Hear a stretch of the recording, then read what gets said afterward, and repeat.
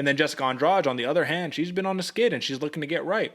Is this a preferable opponent for a get right spot for Jessica Andrade, moving back down to 115, given the style of losses she's taken recently, which have come a lot from either just getting stiffed outright or getting out-grappled? What do you think?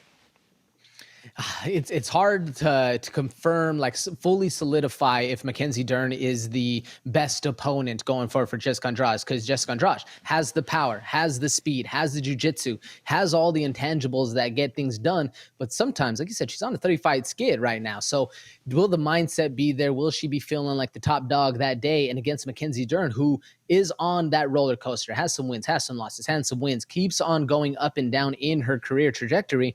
But the whole point is she's exceeding her expectations as far as the striking goes. We all know Dern is an amazing submission artist, but the thing is her stand-up game has been lacking a little bit, but refining it, getting a little more polished.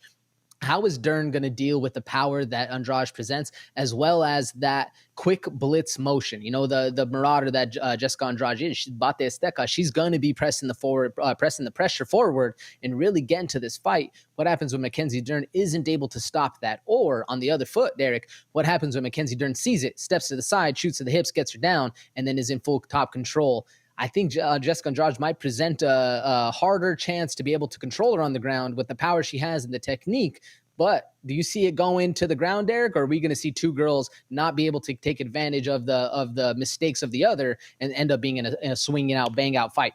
I think that Dern absolutely gets this fight to the ground. Now, does she keep Andrade on the ground? I'm not sure, because here's the thing. Mackenzie Dern, fantastic jiu-jitsu. Striking has definitely leveled up, and she's been able to be so much more aggressive on the feet because she has that ability to be such a high-level grappler.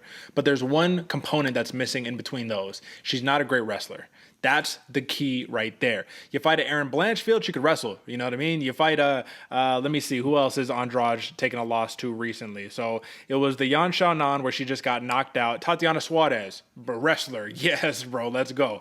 Mackenzie Dern does not have that shot ability, and we saw it. I'm not saying, okay, let me rephrase. I'm not saying she cannot wrestle.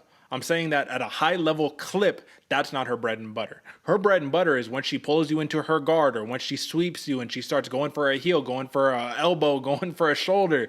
That's where things get dangerous. And Jessica Andrade, given that she has the jiu-jitsu chops, the only problem is, AJ, she's now fallen into the category of fighter who doesn't use it. She doesn't use the grappling. It's knockout or bust. So knockout or bust against Mackenzie Dern.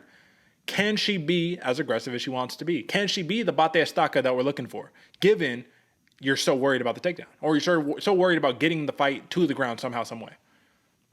Can she be? I think so. But will Jessica Andrade care? I think that's the question that's kind of more so on my mind, just because of the style and the mentality that Jessica Andrade presents. She's going to walk in there and try to maintain that fight her own style. I mean, we even saw the Amanda Lemos fight where she gets the standing submission, right?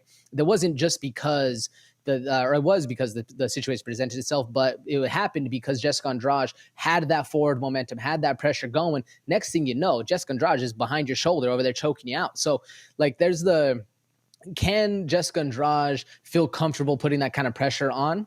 Maybe, maybe not. I don't really know right there if she'll feel comfortable, but I know she's going to be going forward like that because we've never seen her fight in any other style. Never do we see Jessica Andrade just sitting back waiting to read unless she's actually in danger right there. So I think she's going to open up this fight, full pressure, full steam forward. And how does Mackenzie Dern handle after that?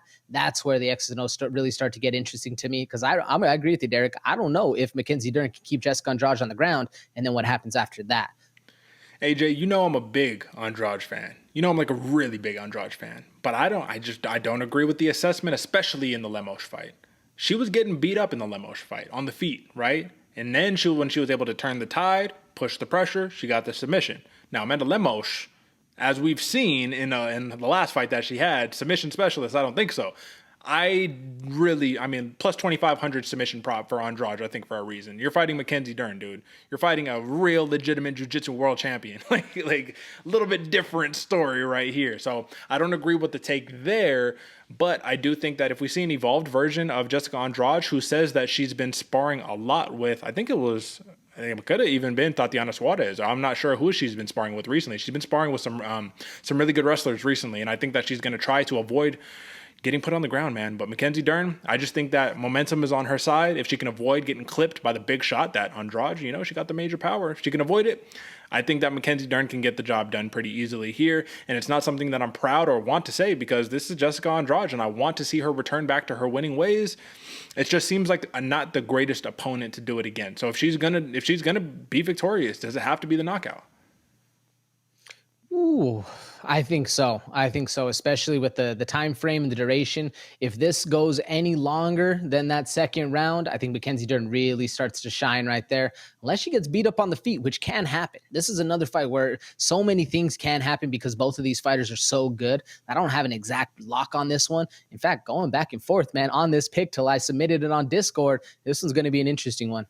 Plus 165 submission prop for Mackenzie Dern. Jessica Andrade has been submitted in 2 of her last 3 fights, finished in 3 fights straight. Can we see another? We will see, folks. But both of us, Bloody Water Podcast consensus pick. We like Mackenzie Dern in this one. All right.